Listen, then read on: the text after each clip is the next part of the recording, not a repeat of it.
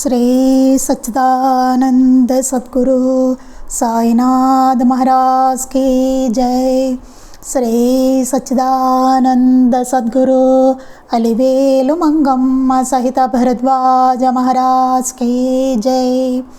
శ్రీ సచ్చిదానంద సద్గురు నాంపల్లి బాబా మహారాజ్ की जय। జై సాయి మాస్టర్। ఈరోజు సత్సంగంలో మనము టిబెట్ యోగి మీలారేపా చరిత్ర చదువుకుంటున్నాం। రచన పరమ పూజ్య ఆచార్య శ్రీ ఎక్కిరాల భరద్వాజ మాస్టర్ గారు। దీనిలో మనం అధ్యాయం 5 ప్రాయశ్చిత్తము అనేటువంటి అద్భుతమైన అధ్యాయాన్ని మనం చదువుకుంటున్నాం। ఇప్పుడు ఏమవుతుందంటే ఇంకా ఈ గురువుగారు ఉపదేశం ఇచ్చే పరిస్థితి అసలు ఇంకా ఏర్పడదు। ఏమవుతుంది, అప్పుడు ఏడుస్తూ చాలా బాధపడుతూ ఉంటాడు మీలారేప। ఇంతట్లో ఆవిడ గురుపత్ని వచ్చి ఆవిడ చెప్తారన్నమాట।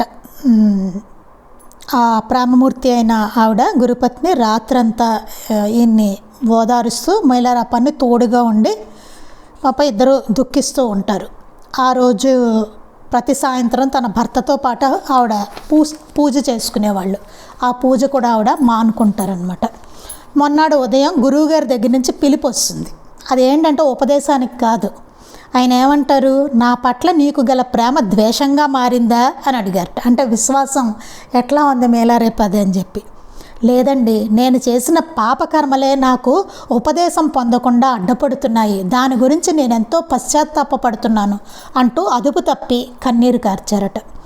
ఏమిటిది, ఇలా ఏడుస్తూ నన్ను కించపరుస్తావా అని ఆయనకు మళ్ళీ కోపం వచ్చింది। చూడండి, అసలు ఏం చేసినా సరే మీలారేపకి మొత్తం ఆ గురువుగారి నుంచి తిట్లు దెబ్బలు పడుతూనే ఉన్నాయి। పాపం ఎంత వినయంగా ఎంత ఓర్పుతో ఉన్నాడో చూడండి ఆయన। ఇంకా తట్టుకోలేక గదిలోకి వెళ్ళిపోతాడనమాట మీలారేప।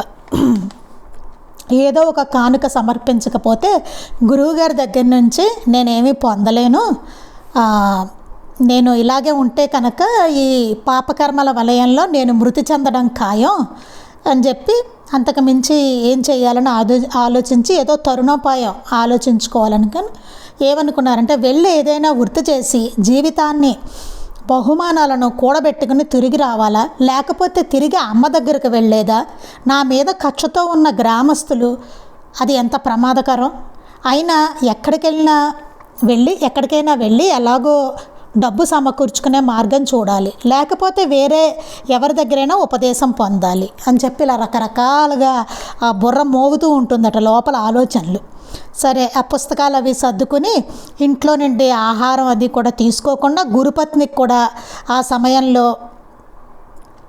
చెప్పకుండా ఇల్లు విడిచి 4 మైళ్ళ దూరం వెళ్ళిపోయారట। వెళ్ళాక ఆమెను చూడకుండా ఆవిడకి చెప్పకుండా కృతజ్ఞతలు కూడా చెప్పుకోకుండా ఆవిడకి ఇట్లా వచ్చేసినందుకు చాలా బాధపడ్డట। తర్వాత మధ్యాహ్నానికి బెచ్చం ఎత్తుకుని గిన్నెలు అరువు తెచ్చుకొని ఎంతో శ్రమతో మితమైన భోజనం తయారు చేసుకుని తిన్నారట।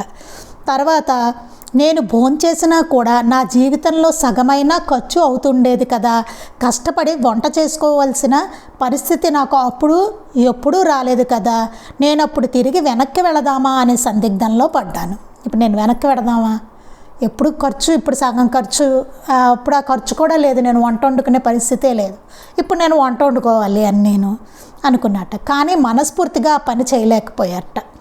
అప్పుడు నేను అరువు తెచ్చిన వస్తువులు తిరిగి ఇచ్చేందుకు వెడుతుంటే ఒక వృద్ధుడు, చాచా నువ్వు యువకుడివి, పనిచేసే సామర్థ్యం ఉన్నవాడు, అయినా ఇలా అడుక్కు తింటున్నావేంటి అని తిట్టట। తిట్టేసరికి నీకు చదువు వచ్చా అని అడిగట।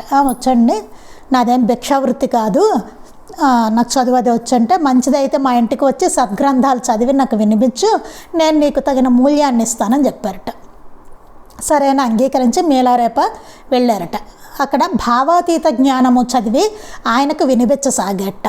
ఆ గ్రంథం చదువుతూ ఉండగా అందులో తనదంటూ 1 పైసా కూడా లేని ఋషి జ్ఞానం కోసం తన శరీరాన్ని అమ్మిన సంఘటన వచ్చింది। ఒక ఋషి సంఘటన వచ్చింట, జ్ఞానం కోసం ఆయనదంటూ ఏమీ లేట, ఆయన శరీరాన్ని ఆయన అమ్మేసేట ఆ ఋషి। అది వచ్చింట ఆ సంఘటన మీలారేప చదువుతుంటే। అవసరమైతే ఆయన తన హృదయాన్ని కూడా అమ్మి ఉండేవాడని నాకు అనిపించింది.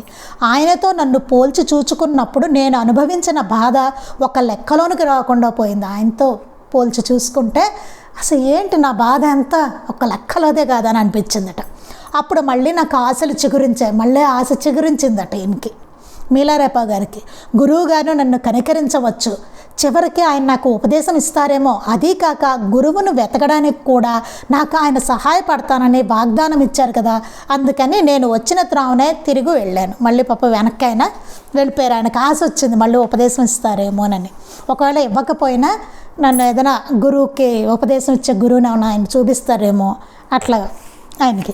నేను వెళ్ళిపోయినట్లు గ్రహించిన వెంటనే శ్రీమతి మార్పా భర్తతో నా గురించి మాట్లాడిన సంగతి నాకు తరువాత తెలిసింది. ఆమె అన్నారట, ఇప్పుడు మీకు సంతోషంగా ఉందా, మీ విరోధి మిమ్మల్ని వదిలి వెళ్ళిపోయాడు, ఇప్పుడు ఆనందంగా ఉందా అని. అనేసరికి ఆ మాటలు వినగానే మార్పా గారు చాలా ఆందోళన చెందారట. వెళ్ళిపోయాడు అనగానే మీలారేప తన శిష్యుడు తిరిగి రావడం కోసం ప్రార్థన చేశారు. ఆయన ప్రార్థన చేశారట, తిరిగి రావాలి మీలారేప అని చెప్పి. తరువాత ఆయన తలకు ఒక గుడ్డ చుట్టుకుని గంభీరమైన మౌనంతో ఉండిపోయారు.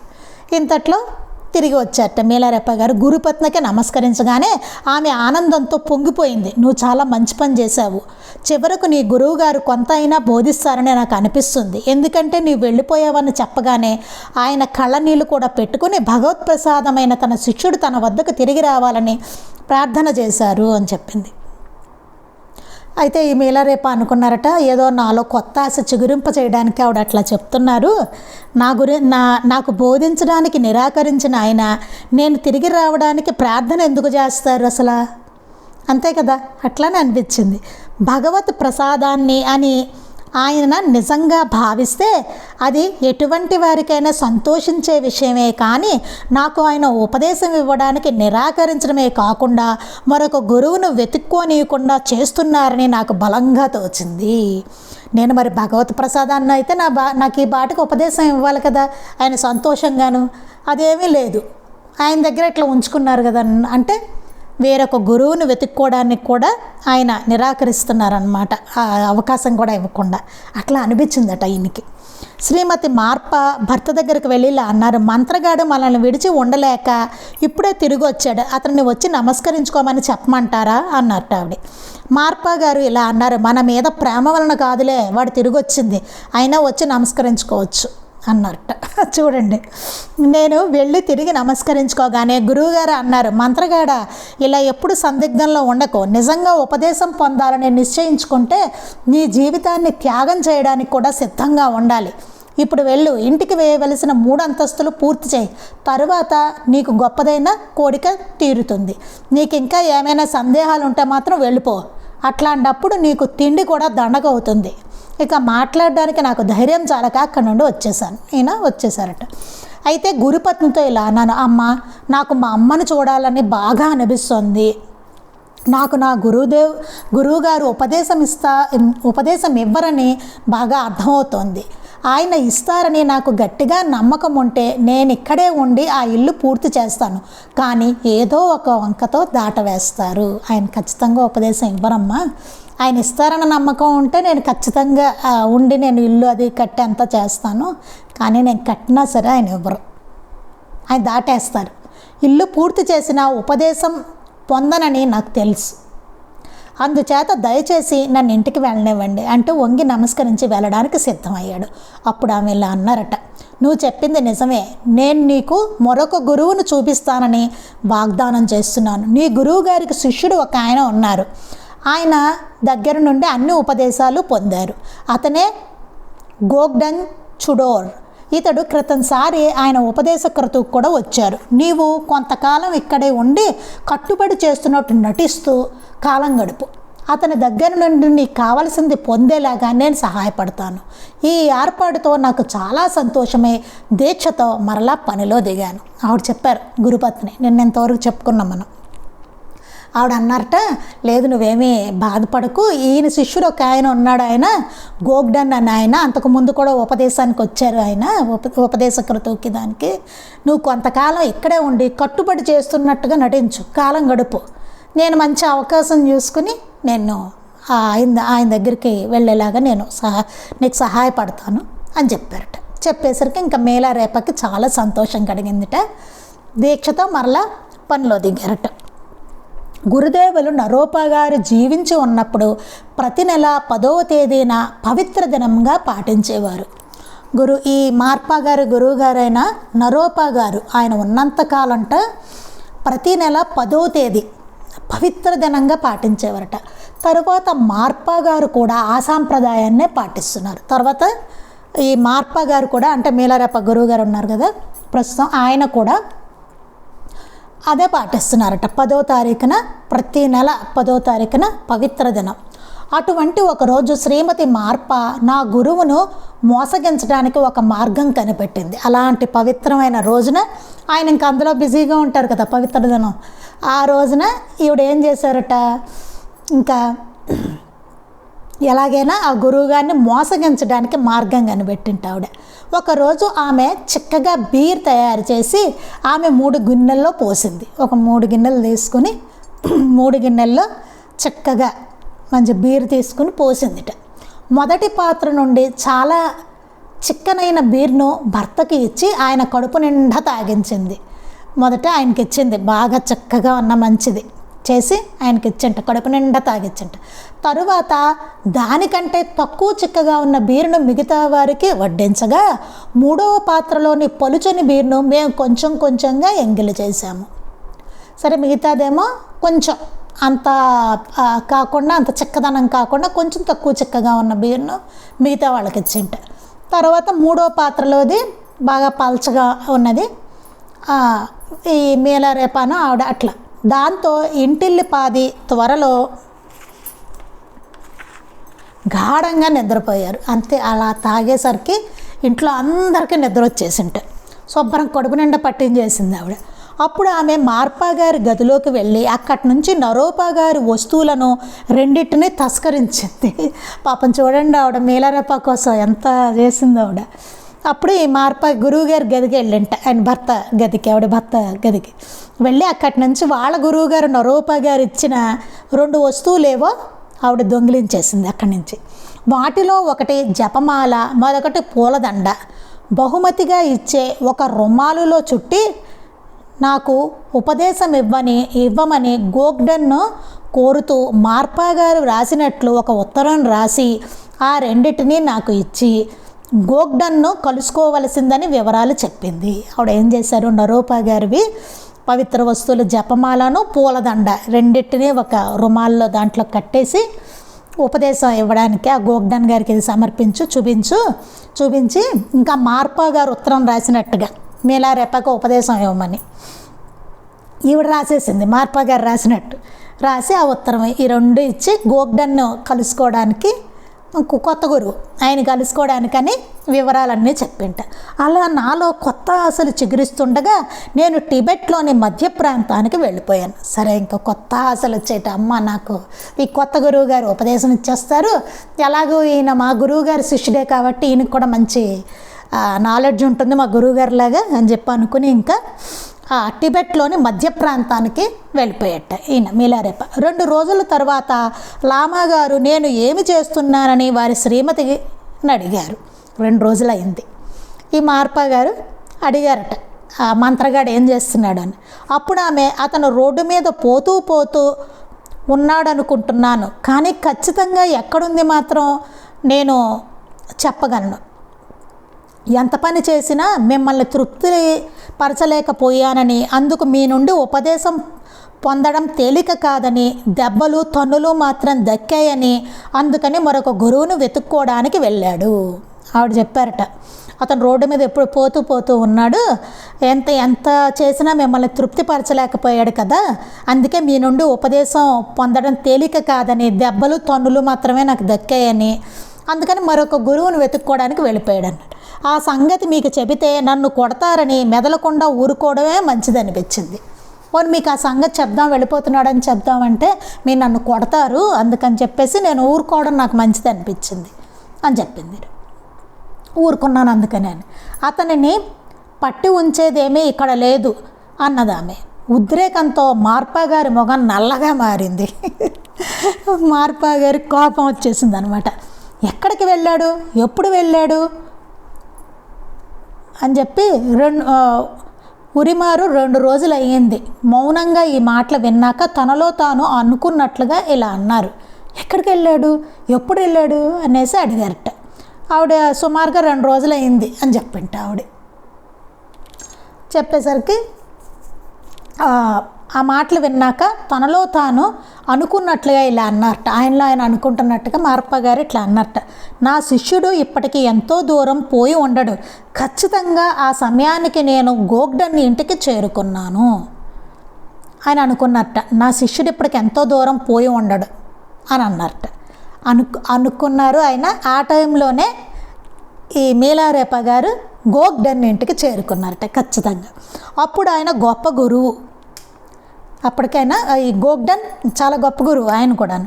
నేను వెళ్ళినప్పుడు ఆయన శిష్యులతో ఆధ్యాత్మిక ప్రసంగం చేస్తున్నారు. ఈ మీలారేప గారు వెళ్ళేసరికి ఈ గోగ్డన్ ఆయన కొత్త గురువు గారు అక్కడ శిష్యులందరితోటి ఆయనదో ప్రసంగం అది చేస్తున్నారు.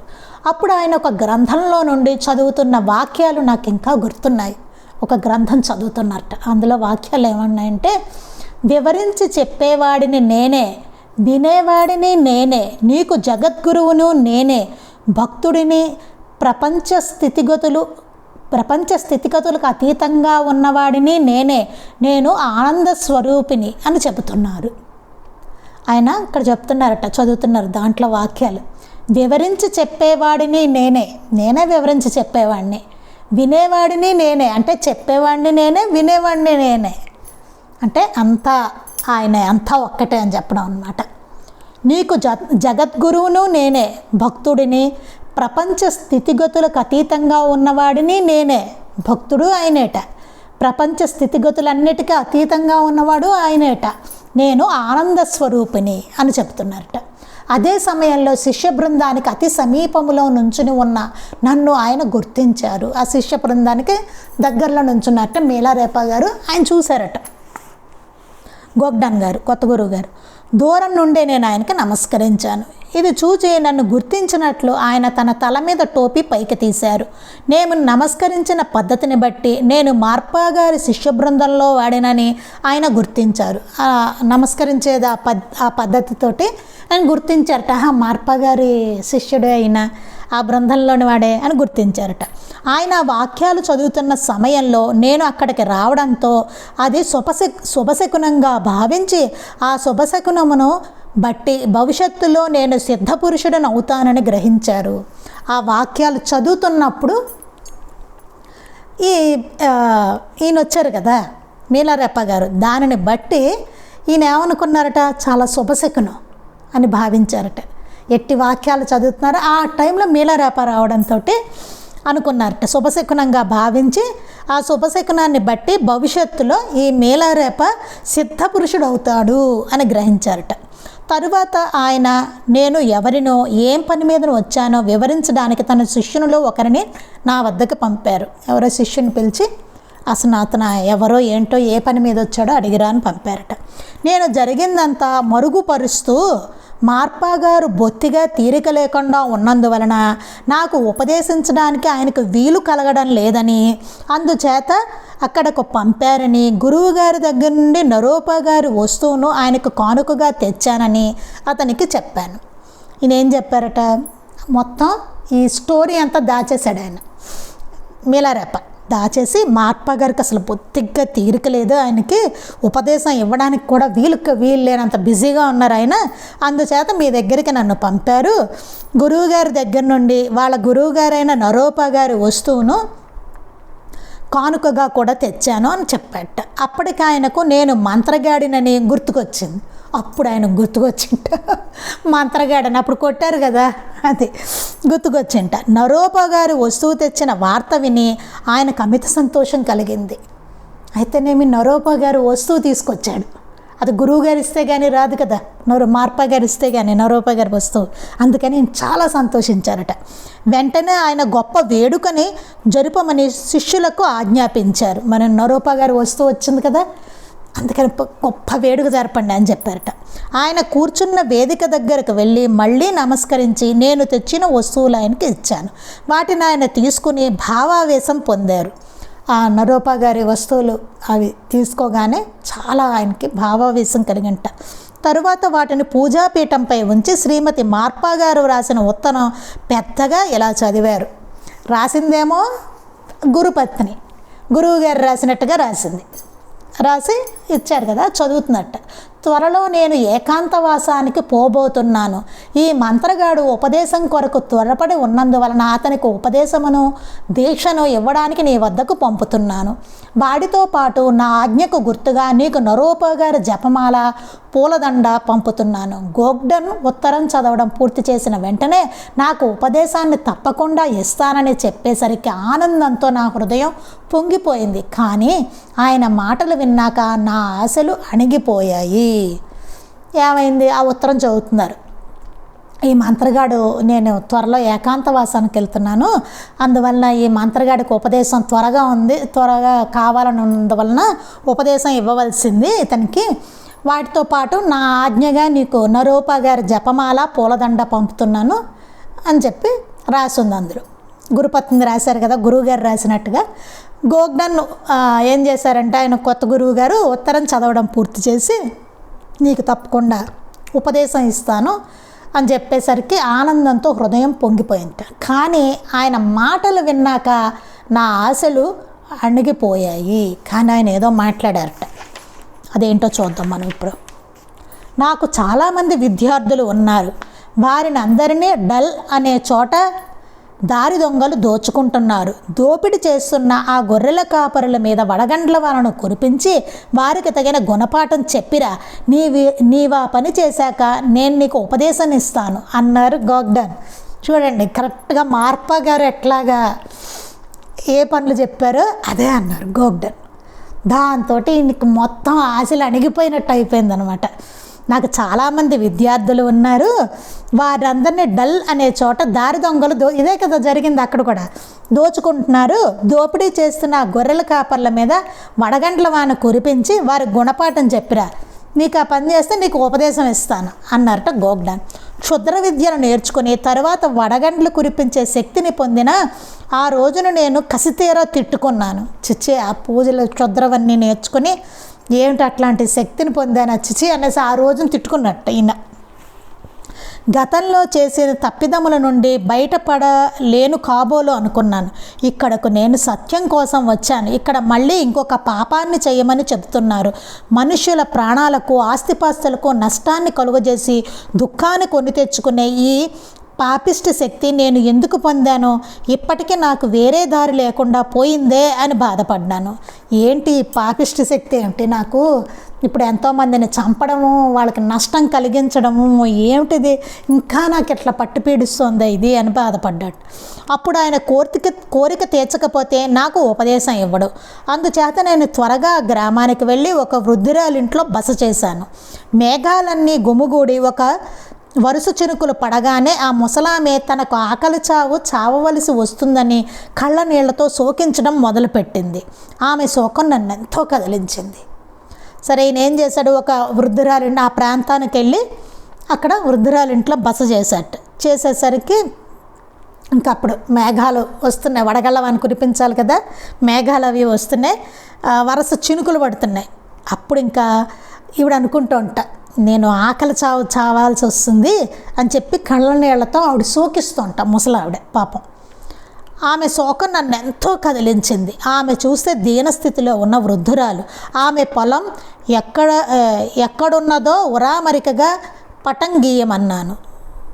మరి వర్షం ఆ టైంలో అట్లా పడితే పంటలు పోతాయి. అప్పుడు ఏం చేశారట ఈయన మీలారేప గారు, అమ్మ మీ పొలం ఎక్కడుందో ఉరామరికగా నాకు ఒక పటం గీయమ్మ అన్నట్టు. ఆమె పొలం త్రిభుజాకారంగా ఉండి ఒక మూల చాలా పొడవుగా ఉంది. ఆ పటం మీద వేయించుకునే మూకుడు బోర్లించాను. ఆవిడని ఆ పటం వేయించి ఆ పటం మీద ఒక మూకుడు బోర్లించట. అది ప్రమాదకరమైనప్పటికీ ఆమె పొలం నష్టం కాకుండా ఉండేలాగా ఏకాగ్రతతో భావించాను. మిగతా పొలాలన్నీ పోయినా ఆవిడ పొలం మాత్రం పోకుండా ఆయన ఏకాగ్రతతోటి ఆయన భావించారట, ఈ పొలం మాత్రం పోకూడదు అనేసి. అలా చేశాక మూకుడు బయట ఉండి పోయిన తోక భాగం తప్ప మిగతా పొలమంతా చెక్కు చెదరకుండా ఉంది. అలా చేసినప్పుడు మూకుడు ఇలా పెట్టినప్పుడు కొంచెం తోక బయటకు వస్తుంది కదా, చిన్న పార్ట్ దాంట్లో నుంచి. ఆవిడ పొడవుగా ఉందన్నమాట ఆవిడ పార్ట్, అది పొలం ఉన్న స్థలం. ఆ చిన్నది తప్ప మిగతా అంతా పొలం చక్కగా ఉందిట ఆవిడది, చెక్కు చెదరలేట. అంతా ముగిశాక నేను చేసిన వినాశకాన్ని పర్యవేక్షించాను. తర్వాత అంతా అయిపోయిన తర్వాత ఎంత వినాశనం చేశాడో అదంతా చూసేట వెళ్ళి. ముసలామె పొలం పచ్చగా కళకళలాడుతూ ఉంది. అంతకు తప్ప మిగతా పొలమంతా కనుచూపు మేర ప్రదేశం అంతా నాశనం అయిపోయింది. మొత్తం నాశనం అయిపోయింది. అక్కడ చూస్తున్నంత మేర ఒక్క ముసలావిడి పొలమే కళకళలాడుతూ ఉందిట. నేను గోగ్డన్ వద్దకు తిరిగి వెడుతుండగా త్రోవలో నాకు ఒక గొర్రెల కాపరి అతని పసిపిట్ట ఎదురయ్యారు. సరే, ఇతను వెళ్తుంటే దారిలో ఒక గొర్రెల కాపరిను ఒక పసిబిడ్డ ఎదురయ్యారట. తుఫాను వలన వారు గొర్రెల మందను నష్టపోయారు. ఈ తుఫాను బీభత్సమంతా మీరు యాత్రికులను బాధించినందువలనేనని వారిని నమ్మించి ఆ సంగతి ఆ చుట్టుపక్కల అందరికీ వ్యాపించేటట్లు చేశాను. అప్పుడు ఏం చేశారట, ఇలా అప్పుడు అన్నారట, ఆయన చెప్పారట, తుఫాను వలన గొర్రెల మందరం నష్టపోయాము అన్నారట. అంటే ఈయన అన్నారట, మీలారేప గారు, ఈ తుఫాను బీభత్సం అంతా మీరు ఇక్కడ వెళ్ళే యాత్రికులను బాధిస్తున్నారు కదా, దానివల్లనే అని చెప్పి నమ్మించారట. దానివలన వాళ్ళని బాధించడం వలన మీకు ఈ తుఫాను పడింది. ఆ సంగతి చుట్టుపక్కల వారందరికీ వ్యాపించేటట్లు చేశాను. తరువాత వారు గోగ్డన్కు గల శక్తులకు భయపడి ఆయన భక్తులయ్యారు. తర్వాత వాళ్ళు, అమ్మ బాబాయ్, వాళ్ళందరినీ బాధించడం వల్ల ఇలా తుఫాన్ వచ్చి మాకు ఇలా అయిపోయిందా అని చెప్పేసి వాళ్ళు గోగ్డన్కు గల శక్తులకు, అంటే ఆ గురువుగారి శక్తులకు భయపడి ఆయన భక్తులు అయిపోయారట, ఈ కొత్త గురువుగారికి. నేను తిరిగి వచ్చే దారిలో చెట్ల క్రింద గుంపులుగా చచ్చిపడి ఉన్న పక్షులను చూసేసరికి నేను చేసిన పనికి నన్ను నేను అసహించుకున్నాను. ఇప్పుడు వర్షం కురిపిస్తే పంటలే కాదు కదండి, అవన్నీ కూడా పోతాయి కదా, చెట్లు, పక్షులు, ఈ జీవరాశులు అన్నీ. అక్కడ పక్షులు చచ్చిపోయి ఉన్నాయట. చూసేసరికి అసలు గుంపులుగా చచ్చిపడిపోయి ఉన్నాయి. ఇంకా చూసేసరికి ఆయన మీద ఆయనకే అసహ్యం వేసింట. చచ్చిన పక్షులను, జంతువులను ఏరుకొని నా టోపీని, కోటును వాటితో నింపి గోగ్డన్ ఇంటికి చేరి ఆయన ముందు వాటిని కుప్పగా పోశాను. ఇంకా అవన్నీ ఆయన టోపీలో వేసుకున్నట్ట, చచ్చిపోయిన జంతువులు, పక్షులు, వీటిని అన్నిటినీ వేసుకుని వెళ్ళి ఆ కొత్త గురువు గారు గోగ్డన్ గారి ముందు కుప్పగా పోసారట. గురూజీ, నేను ఇక్కడకు జ్ఞానం పొందుదామని వచ్చి మరికొంత పాపకర్మను మాత్రం పొందాను. ఇంతటి దుర్మార్గుడైన నన్ను కాస్త కనికరించండి అంటూ ఏడ్చాను. చూడండి, ఆయన ఏం చేశారట, గురువుగారు, నేను ఇక్కడికి జ్ఞానం పొందాలని వచ్చాను, కానీ ఇంకొంత పాపాన్ని కూడా, ఆ కర్మను ఇంకా పొందాను నేను. ఇంతటి దుర్మార్గుడినైనా నన్ను కాస్త కనికరించండి అని చెప్పి ఏడ్చేశారట. అలామా గారు ఇలా అన్నారు, నిరాశ చెందకు, నిజానికి నీవంత భయపడాల్సిన అవసరం లేదు. నా యందు నమ్మకం ఉంచు. నీవు సృష్టించిన తుఫాను వలన చనిపోయిన జీవాలకు ఏ హాని జరగదు. నమ్మకం లేకపోతే అలా చూడు అంటే అని ఆయన కళ్ళు మూసుకొని కొన్ని నిమిషాలు మౌనంగా కూర్చుని హఠాత్తుగా చిటికలు వేయగానే చచ్చిపోయిన పక్షులన్నీ రెక్కలాడిస్తూ గాలిలోకి ఎగిరిపోయాయి. ఆయన అన్నారట, నువ్వు సృష్టించిన తుఫాను వలన నువ్వేం భయపడకు, నా మీద నమ్మకం పెట్టుకో. నీవు సృష్టించిన తుఫాను వలన చనిపోయిన జీవాలకు ఏ హాని జరగదు, నమ్మకం లేకపోతే చూడని చెప్పి ఆయన కళ్ళు మూసుకున్నారట. కొన్ని నిమిషాలు మౌనంగా కూర్చుని చిటికలు వేశారట. వేగానే చచ్చిపోయిన పక్షులన్నీ లేచి రెక్కలు ఆడిస్తూ గాలిలోకి ఎగిరిపోయాయిట. ఎలుకలేమో దొరికిన కలుగుల్లోకి దూరాయి, ఎలకలేమో అక్కడ ఉన్న వాటిని దూరిపోయాట వచ్చి, అంటే బతికే అవన్నీ. లామా గారిలో బుద్ధత్వపు చిహ్నాలను చూశాను. ఆ బుద్ధత్వపు చిహ్నాలన్నీ ఆయనలో చూశారనమాట ఈయన మీలారేప గారు. నేను నిర్మలమైన ఆనందంతోనూ కృతజ్ఞతతోనూ తేలిపోయాను. చివరికి ఎలా అయితేనే నేను ఉపదేశం పొందాను.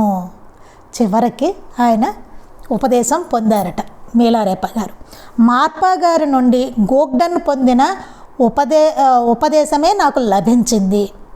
ఏ ఉపదేశం? ఈ ఫస్ట్ గురువు గారు ఉన్నారు కదా, ఆయన నుంచి ఈ కొత్త గురువు గారు గోగ్డన్ గారు ఏ ఉపదేశాన్ని పొందారో అదే ఉపదేశం మీలారేపాకి లభించిందిట. అదే ఉపదేశాన్ని ఆయన ఉపదేశించారనమాట. గోగ్డన్ గారి ఇంటి ఎదురుగా ఉన్న గుహను ఒక దాన్ని శుభ్రపరుచుకొని నివాసయోగ్యం చేసుకుని ఆహారం అందుకోవడానికి నేను బయటకు పోవడానికి మాత్రం కొద్దిగా ఖాళీ వదిలి పూర్వం ఆచారం ప్రకారం లోపల నుండి గుహను మూసేసుకున్నాను. ఈయన ఏం చేశారట, ఎదురుగుండానే ఒక గుహ చూసుకుని దాన్ని అంతా శుభ్రం చేసుకున్నారట. చేసుకుని బయటికి ఆహారం తీసుకోవడానికిను కొంచెం బయటికి వెళ్ళడానికి బయటికి పోవడానికి మాత్రం కొద్దిగా ఖాళీ వదులుకొని ఆ గుహను మూసేసుకున్నారట. అట్లా చేయాలన్నమాట సాధన. గురువుగారు వివరించి చెప్పిన ధ్యాన పద్ధతులలోనూ నేను సాధన చేశాను. ఆయన కొత్త గురువుగారు చెప్పిన ఆ ధ్యాన పద్ధతిలోనే ఈయన చేయడం మొదలుపెట్టారు, సాధన చేశారట. నేను ఎంత మెలకువతో సాధన చేసినప్పటికీ మార్పా గారి అనుమతి లేనందువలన కొంచెమైనా ఆధ్యాత్మిక పురోభివృద్ధి పొందలేకపోయాను. ఇంతట్లా ఏమైందిట, ఎంత మెలకుగా చాలా కష్టపడి ఆయన చాలా జాగ్రత్తగా సాధన చేశారట మీలారేప గారు. కానీ ఆధ్యాత్మిక పురోభివృద్ధి కనిపించలేట. ఎందుకని? ఏం లేదు ఇంప్రూవ్మెంట్ ఆయనకి. ఎందుకంటే మార్పా గారి అనుమతి లేదు కదా. మార్పా గారు ఏం పంపలేదు, ఆవిడేదో దొంగోత్తరం రాసి ఆయన రాసినట్టుగా ఆవిడ పంపించారు తప్ప గురువుగారి అనుమతి లేదు అక్కడ. అందుకని ఆధ్యాత్మిక పురోభివృద్ధి పొందలేకపోయాను. ఒక రోజున గోగ్డన్ గారు గుహ దగ్గరకు వచ్చి ఆ ధ్యానంలో ప్రత్యేకమైన అనుభవం ఏమైనా వచ్చిందా అని అడిగారు. అలాంటి అనుభవం ఏమీ పొందలేదని చెప్పాక ఆయన అడిగారట, ఒకరోజు వచ్చి గుహ బయట నుంచుని నీకేమైనా ప్రత్యేకమైన అనుభవం ఏమైనా కలిగిందా సాధనలో అని అడిగారట. అలాంటిది ఏమీ లేదు అని చెప్పారట. ఎందుకని? ఎక్కడో పెద్ద దోషం ఉంటే తప్ప ఈ రకమైన సాధన ఫలించకపోదు. ఏమై ఉంటుందబ్బా ఈయన ఆలోచిస్తున్నారు. ఏదో దోషం ఉంటే తప్ప ఇది ఫలించకుండా ఉండదు. ఏదో జరిగింది, ఏదో పెద్ద దోషం జరిగింది. ఏమై ఉంటుంది అనుకున్నారట ఈ గురువుగారు గోగ్డన్ గారు. మన గురువుగారి ఆజ్ఞ లేదేమో అని అనుకోవడానికి ఆయన పంపిన వస్తువులు ఉంగరం ఉన్నాయి కదా, పోనీ ఆయన ఆజ్ఞ మార్పా గారిది లేదా గురువుగారి ఆజ్ఞ అని అనుకుంటే ఆయన వస్తువులు పంపారు, ఉత్తరం ఉంది, మరి ఇంకేంటి అనుకుంటున్నారట. అయినా నువ్వు సాధన చేస్తూ ఉండు చూద్దాం అన్నారు. అయినా నువ్వు సాధన చేస్తూ ఉండు చూద్దాంలే అన్నారట. ఏం జరిగిందో చూద్దాం, ఏమన్నా మరి ఆయనకి అభివృద్ధి కనిపించిందా లేదా, అసలు ఏం జరిగింది అనేది రేపు చూద్దాం. శ్రీ సచ్చిదానంద సద్గురు సాయినాథ్ మహారాజ్ కీ జై. శ్రీ సచ్చిదానంద సద్గురు అలివేలు మంగమ్మ సహిత భరద్వాజ మహారాజ్ కీ జై. శ్రీ సచ్చిదానంద సద్గురు నాంపల్లి బాబా మహారాజ్ కీ జై. గురుదేవ దత్త అవధూత చింతన. లోకా సమస్తాః సుఖినో భవంతు. లోకా సమస్తాః సుఖినో భవంతు. లోకా సమస్తాః సుఖినో భవంతు. జై సాయి మాస్టర్.